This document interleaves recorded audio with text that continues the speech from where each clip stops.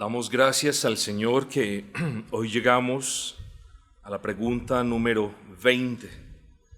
Casi que falta 7 veces lo que hemos recorrido hasta este punto, pero pues por la gracia del Señor hemos llegado hasta aquí, hermanos. La pregunta 20, importante como las demás preguntas. Entonces, reza, ¿es la salvación restaurada por Cristo a todos los hombres que perecieron en Adán? En otras palabras, lo que nos está preguntando es, ¿son todos los seres humanos salvos casi que de manera automática? Es decir, el hecho de que Cristo vino a salvar implica que Cristo vino a salvar a todos los descendientes de Adán. Esa es la pregunta que más o menos nos hace el catecismo. Pero miren la manera contundente como responden, no a todos. Y hermanos, esto debe quedar en claro, porque no es que nosotros, los creyentes bíblicos, los creyentes calvinistas, no hubiésemos querido que Dios hubiese salvado a todos. Por supuesto que tenemos el deseo de que Dios salve a todos, digámoslo así. Pero es que la salvación, dice Jonás 2:9, es de Jehová, no es de nosotros. Nosotros la anhelamos, nosotros participamos en la extensión del reino, nosotros proclamamos el evangelio, nosotros llamamos a las personas al arrepentimiento, pero Dios es el que hace la obra. En todos, no en todos. Los prostíbulos, los bares, las cantinas y las cárceles estuvieron vacías y las iglesias estuvieran llenas. Pero no es el caso. Así que lo que nos dice el catecismo es una realidad que tenemos que entender en función de la soberanía de Dios. Dice, no a todos. ¿A quiénes entonces? Sino a aquellos que por medio de una fe verdadera o salvífica, que también lo conocemos en el argot bíblico, son injertados en Él, conocemos más la expresión unidos a Cristo y reciben sus beneficios. Esa es la pregunta y la respuesta del catequista, la cual es muy útil. El título de esta breve meditación he decidido llamarlo Expiación limitada o particular, que si ustedes hacen la referencia bien hecha, es uno de los 5 puntos del TULIP. La pregunta formulada en el catecismo tiene un propósito, y es abordar la inquietud que tienen algunas personas de si todas las personas son salvas.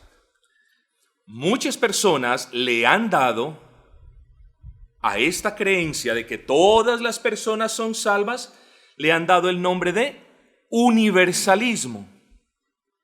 Cuando usted estudie la palabra universalismo, usted se va a dar cuenta de que dice varias cosas, pero teológicamente hablando, el universalismo es la creencia de que todas las personas o de que ninguna de las personas es responsable por el pecado heredado de Adán. Luego, todas las personas son salvas del castigo de Dios por el pecado heredado, es decir, todos los seres humanos son salvos. En conclusión, no hay infierno, solamente hay paz y tranquilidad, porque esto es lo que dictamina o enseña el universalismo. De hecho, el universalismo se atreve a decir que todos los caminos llevan al cielo. Esa es una expresión muy común que usted escucha cuando está evangelizando. Todos los caminos llevan al cielo. No sea dogmático, no sea problemático. Usted es cristiano, me gozo por usted, le aplaudo a usted, pero todos los caminos llevan al cielo. ¿O me va a decir que solamente en su iglesia hay salvación? No, en nuestra iglesia no hay salvación. Y no, señora, me da mucha pena y espero no ofenderla, pero no, todos los caminos nos llevan al cielo. Yo le voy a enseñar en humildad hoy cuál es el único camino que lo puede acercar a Dios, y es Cristo. Porque dice la Escritura que Cristo es el camino, es la verdad y es la vida. Luego el universalismo cae por su propio peso de argumento antiescritural, antibíblico. Luego, cuando el catecismo pregunta entonces, ¿es la salvación restaurada por Cristo a todos los hombres que pertenecieron en Adán?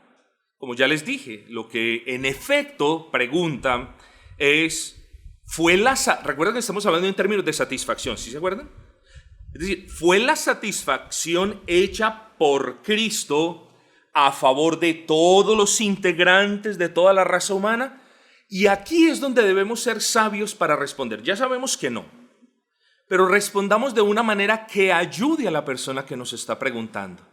Hermanos, yo creo que lo peor que nos podría pasar es ser esos calvinistas fríos, arrogantes, groseros, que creen que son los únicos salvos. Es lo peor, hermano. O sea, muchas veces pienso, yo creo que peor que una persona carismática en el medio de todas sus desviaciones puede ser un calvinista de corazón frío, petulante, arrogante, despreocupado por las almas de los demás y solamente diciendo, aquí solamente hay salvación. No, hermanos. Entonces, ayudemos a las personas que nos hacen estas preguntas. Entonces, solamente Cristo murió por ustedes. Entonces, uno debe ayudarles en la respuesta. ¿De qué manera? Uno puede decir, miren, el sacrificio de Cristo fue suficiente para salvar a todos los hombres de la raza humana. Es suficiente para salvar a cada uno de los pecadores más corruptos y perversos desde Adán hasta el último de los días. Así que en ese término decimos, es suficiente. Pero tenemos que decir, trate de no decir, solamente fue derramada por los elegidos. Eso lo sabemos, hermanos. Pero recuerde que vamos a ser útiles a las personas que no conocen nada de nada. Recuerden que nosotros no queremos apabullar teológicamente a una persona que está queriendo tener una o dos respuestas. Luego, ¿de qué manera lo podemos poner? De una manera muy evangelística. ¿Cómo? Sí, el sacrificio de Cristo, la expiación de Cristo, la salvación, la satisfacción de Cristo fue hecha por absolutamente todos los que creen en Él. ¿Entendió la diferencia? Estamos diciendo exactamente lo mismo, pero en la segunda estamos siendo más útiles, menos groseros, menos fríos. Estamos diciendo igual la verdad, igual estamos diciendo la verdad, pero hay dos maneras de decir la verdad, yo lo he dicho. Una, decirla de manera brusca, donde no hay edificación, y la otra de decirla de manera igual verdadera, pero evangelística, donde hay bendición o puede haber bendición. A la creencia de que la sangre de Cristo fue derramada por todas las personas, independientemente de si creen o no creen, es otra de las cosas que separan el carismatismo del cristianismo bíblico histórico. Y esto, hermanos, porque por años la Iglesia del Señor siempre ha creído y ha enseñado que Cristo vino a dar su vida a causa de muchos, no de todos. Mateo 20:28. Como el Hijo del Hombre no vino para ser servido, dice, sino para dar su vida en rescate de muchos. Bueno, pero aquí tenemos que hacer una explicación, porque hay un texto que yo quiero que ustedes sepan explicar, y eso lo encontramos en 1 de Timoteo 2:5. Dice, porque hay un solo Dios y un solo mediador entre Dios y los hombres, Jesucristo hombre, el cual se dio a sí mismo en rescate por todos, dice aquí. Entonces, hermanos, hay una contradicción, ojo con esto, que aquí también les estoy enseñando un poquito, si el Señor me concede la gracia, les estoy enseñando un poquito de exégesis y de lidiar con aparentes contradicciones. En la Biblia no hay ni una contradicción. Hay aparentes contradicciones. Cuestiones que cuando las examinamos detenidamente o encontramos una falencia de parte de nosotros en comprenderla o un error en el momento en el que los escribas estaban transcribiendo de papiro en papiro, de pergamino en pergamino las Sagradas Escrituras, o una palabra trae luz y la aparente disyuntiva o contradicción queda resuelta. Entonces, primera de Timoteo 2:5, en rescate por todos, está en aparente contradicción con lo que dijo el Señor en rescate por muchos. Uno puede resolver esa aparente contradicción de manera sencilla.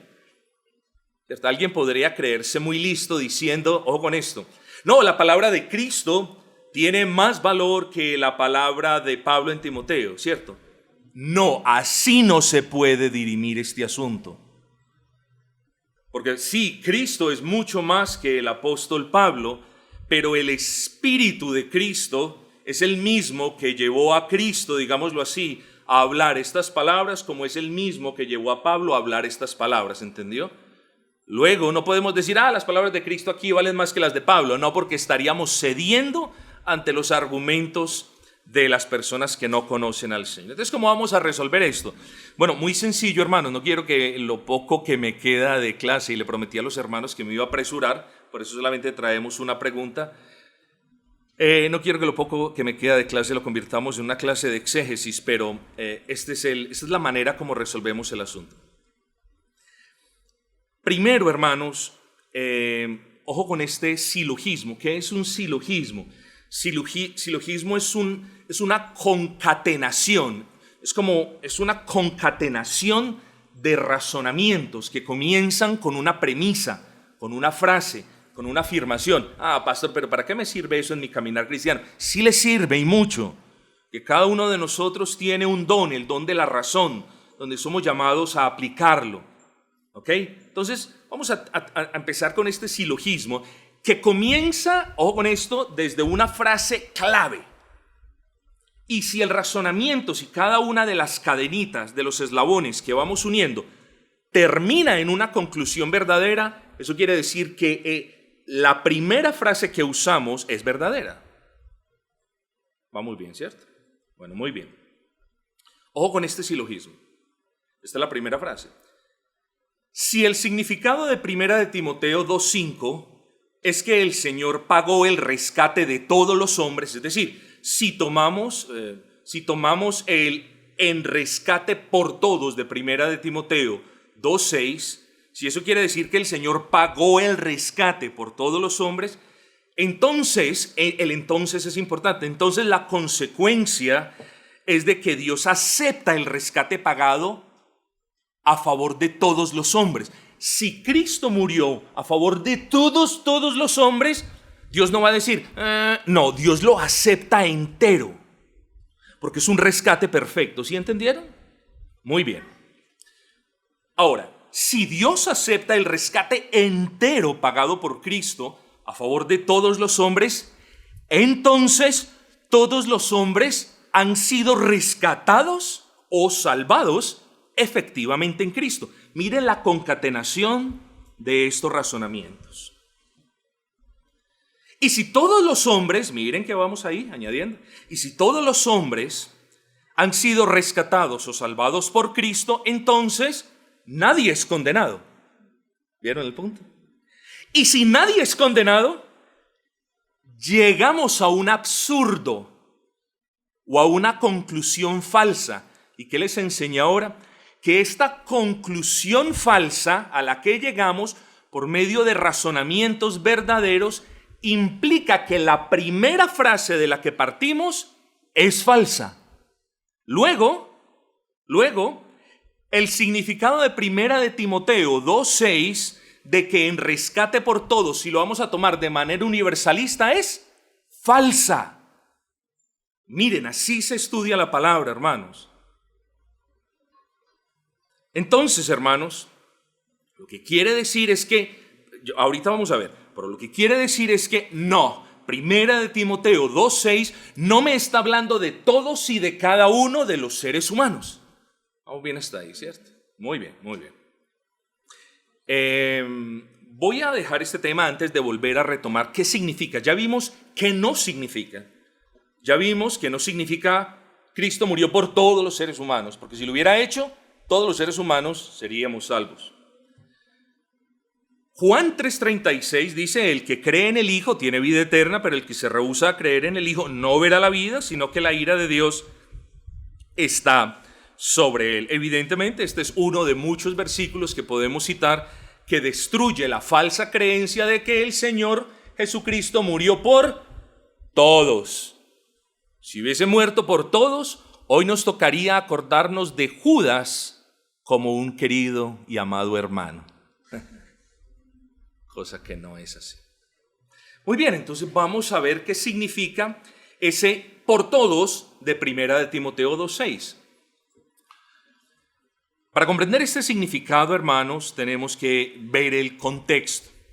Y el contexto lo comenzamos a ver de manera diáfana, no una, sino varias veces, en 1 de Timoteo, capítulo 2, versículo 1. Ojo, exhorto ante todo a que se hagan rogativas, oraciones, peticiones y acciones de gracia por todos los hombres. ¿Qué quiere significar eso? Por todos los hombres. ¿Qué quiere significar esto? ¿Tengo yo que hacer oraciones, rogativas y peticiones por cada uno de los hombres del mundo? No, no puedo. No puedo, nunca voy a poder cumplir esto. A lo que se hace referencia es a todo tipo o clase de hombres. A eso se hace referencia.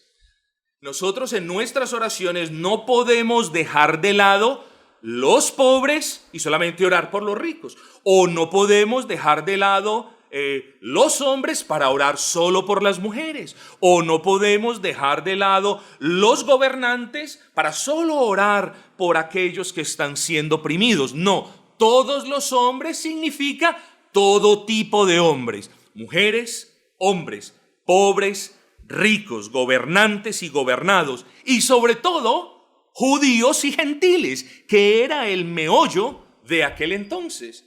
No los cristianos, parece decirles el apóstol Pablo, no, los cristianos no pueden orar solamente por los cristianos, deben orar por los judíos. No, los cristianos no solamente pueden orar por los gobernantes que les hagan la vida fácil, deben orar por todos los gobernantes. Ese es el punto, hermanos queridos. Así que sí. Y luego tenemos 1 de Timoteo 2:4, ya vimos el versículo 1. El cual quiere que todos los hombres sean salvos. Bueno, hermanos, si Dios quisiera que todos los hombres desde Adán fueran salvos, ¿qué? Pues hermanos, Él lo hace, ¿no es así? ¿No lo hemos dicho 1000 veces? Hay un deseo en cierta parte, pero la voluntad expresa, soberana, secreta del Señor, si Dios hubiese querido que todos los hombres hubiesen sido salvos, pues todos los hombres son salvos.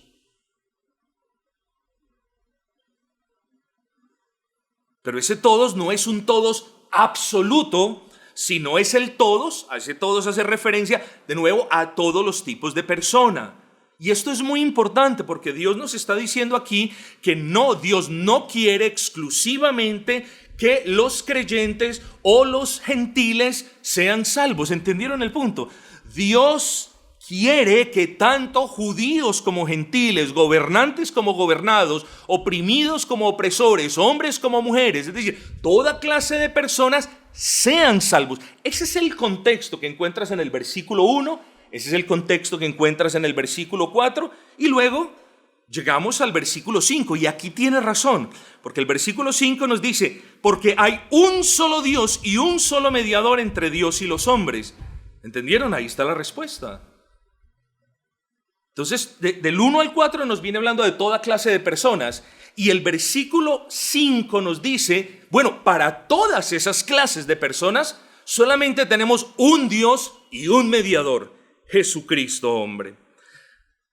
Así es como llegamos entonces a 1 de Timoteo, capítulo 2, versículo 6, el cual se dio a sí mismo en rescate por todos. Bueno, ese todos ahí no es un todos absoluto, sino es un todos en el sentido de todo tipo de personas, que ese es el mismo contexto que hemos venido analizando hasta este punto.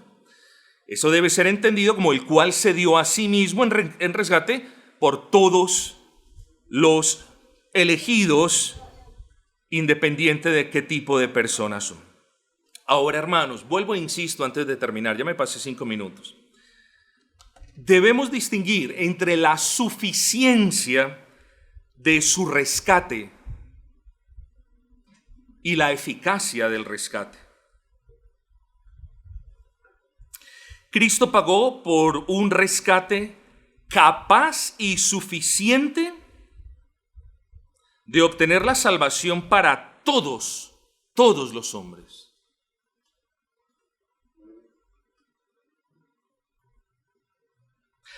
Para todos los hombres.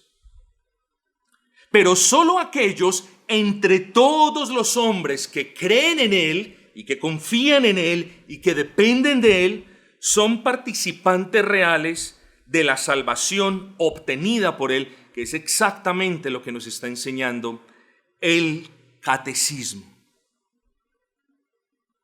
Luego, hermanos, en el momento en el que digamos, Cristo murió por todos los hombres, pero solamente, ¿sí me entienden? Por todos los hombres, pero solamente algunos son salvos. Miren el gravísimo error que estamos cometiendo. Estamos diciendo de que parte de la sangre derramada por Cristo en la cruz fue efectiva, fue aceptada por el Padre y unos pocos salvados. Y la otra sangre, que fue derramada también por todas las personas, cayó en esta tierra en vano. Es decir, la sangre fue derramada a favor de ellos, pero ellos no fueron salvos. Ojo con las implicaciones teológicas de eso.